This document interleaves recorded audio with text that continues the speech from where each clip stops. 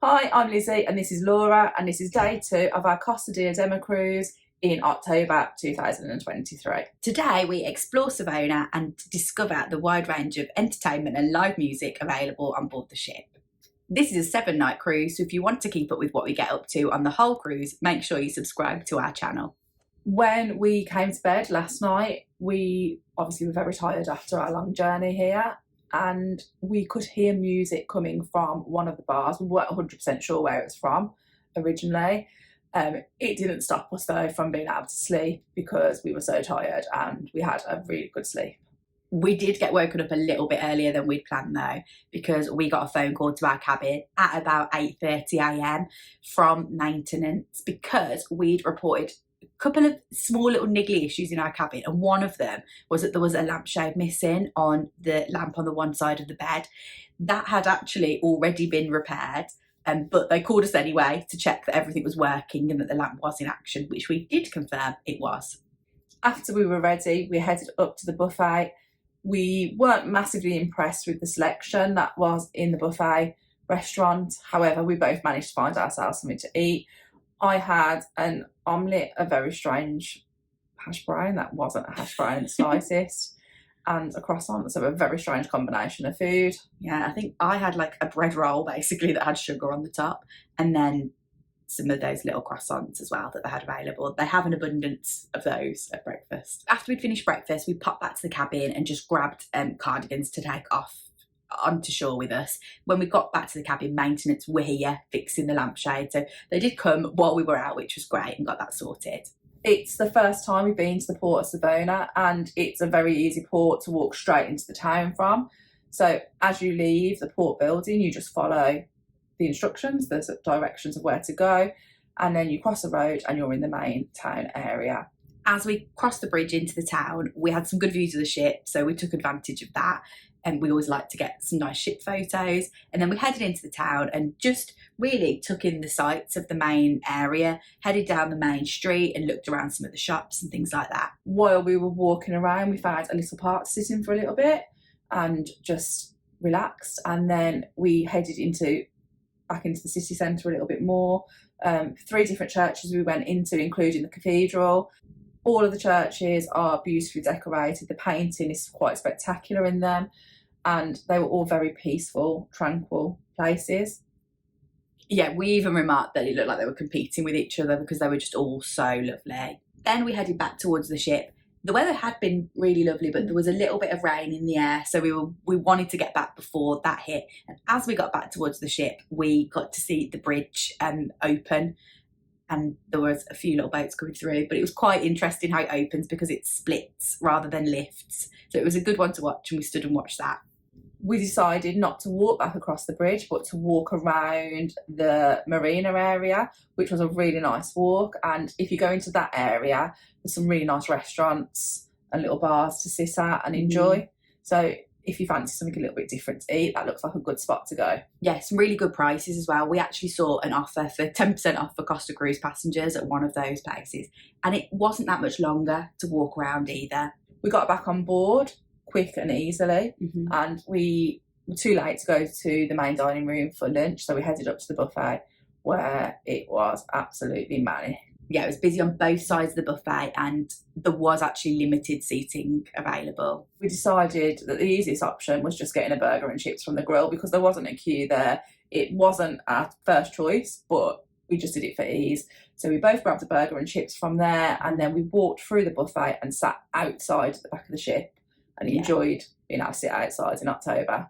After we ate our lunch, we just decided to pop down to a bar for a drink, and we found All Of Grand Bar, which is the one that's open all day long. So we went and sat in there. It's quite comfy to sit in. It was relatively quiet, so we just sat in there and chilled out for a little bit. We then headed back to the cabin, hoping for a little bit of a nap.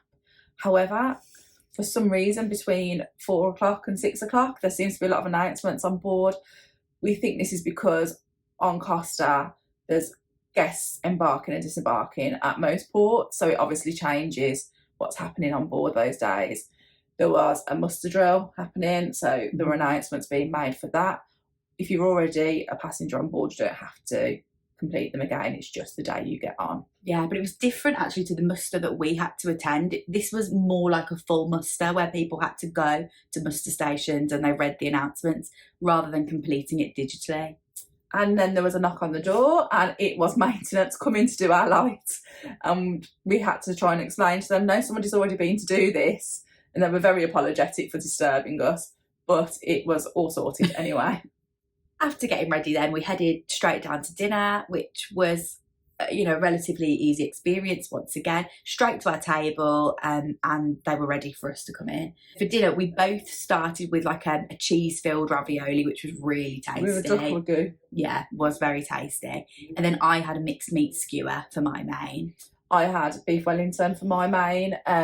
I always have beef Wellington when I'm on a cruise, so I was interested to see what an Italian version would be like. The meat itself was delicious, the pastry was nice, but bizarrely there was a piece of ham around the crust as well, so that bit wasn't so keen on. I also made the most out of Lizzie not enjoying desserts tonight by getting her to order one of the other ones that I fancied, so I got to try two and both were really tasty.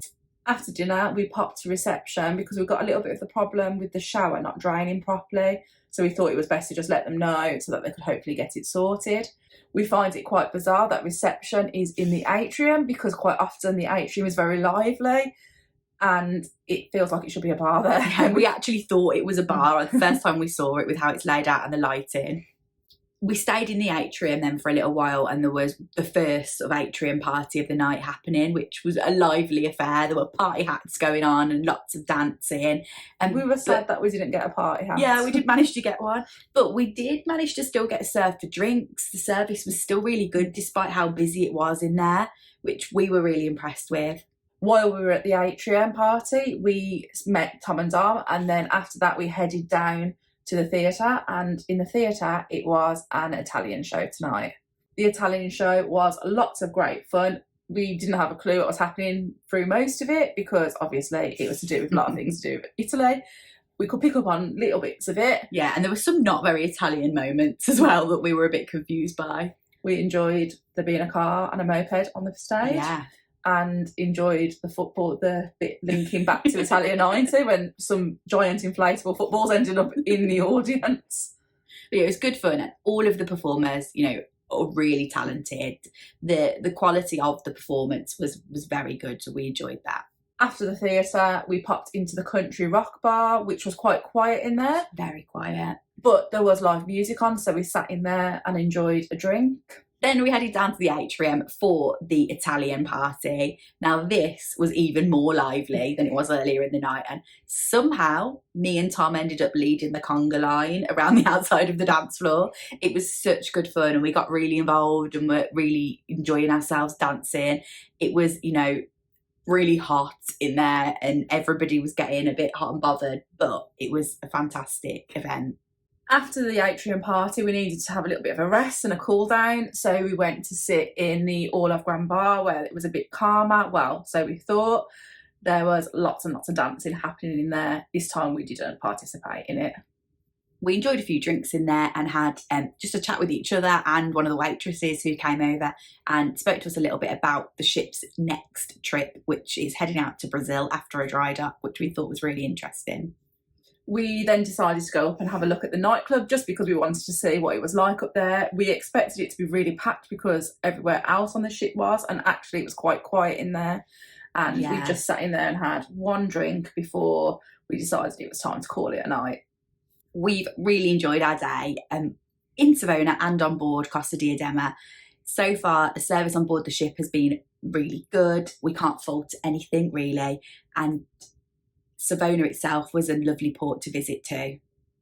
Thanks for watching. If you've enjoyed this video, don't forget to give it a like and make sure you subscribe to our channel. You can also follow us on social media. We're Sisters on the Seas.